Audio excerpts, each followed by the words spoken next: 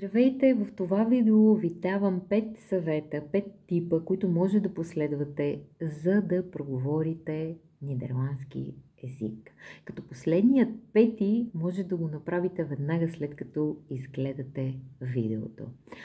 А ако сте от хората, които вече са минали няколко нива към севиалтата на нидерландски, ако разбирате добре, ако имате основите на граматиката, ако четете добре, но все още не може да говорите, може да направите следните 5 неща. Първото нещо е, потърсете къде във вашето градче се организира доброволческа група от местни хора, които разговарят на нидерландски с чужденци.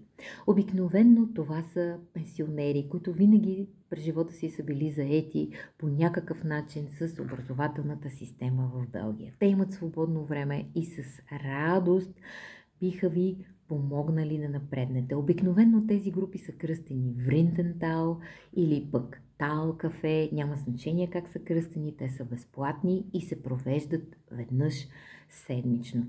Каква е най-голямата ви полза от една такава група? Не толкова този час или два, в които ще отидете там веднъж в седмицата, а по-скоро познанствата, които ще завършите с тези хора и възможността да се сприятелите и да общувате с тези хора редовно в свободното си време.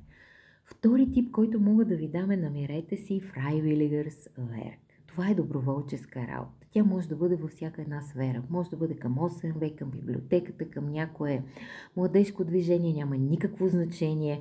Не се изисква високо ниво на нидерландски, за да станете доброволец. Просто изразете желание. Така отново ще влезете в среда. Това е смисъла, да намерите среда, да намерите хора, които са ви съмишленици, имат същите интереси като вас и с които може ежедневно да общувате.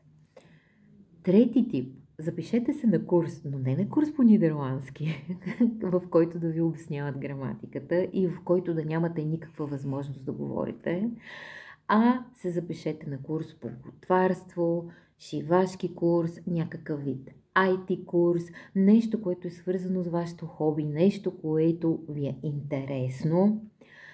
И по този начин ще влезете в среда, в която са само нидерландско говорящи и на практика хем ще си упражнявате хобито и ще научите нещо интересно, хем вашият нидерландски ще направи невероятен скок, повярвайте ми. Четвърти тип.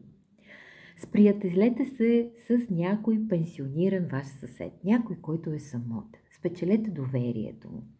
Започнете да го посещавате поне веднъж в седмицата на по кафенце или на чайче. Този човек ще бъде много щастлив, повярвайте ми, а вие никога не бихте могли да му се отблагодарите за това, което всъщност ще научите от него, докато заедно пиете кафе. И последният пети тип, разбира се, закупете втората част на моето обучение Woordvolgorde van de Nederlandse taal. Защо? Защото по този начин действително ще може да подобрите своя изказ, ще може да се чувствате комфортно, ще може да се чувствате уверено в изказа си на нидерландски. Успех ви желая и до следващия път!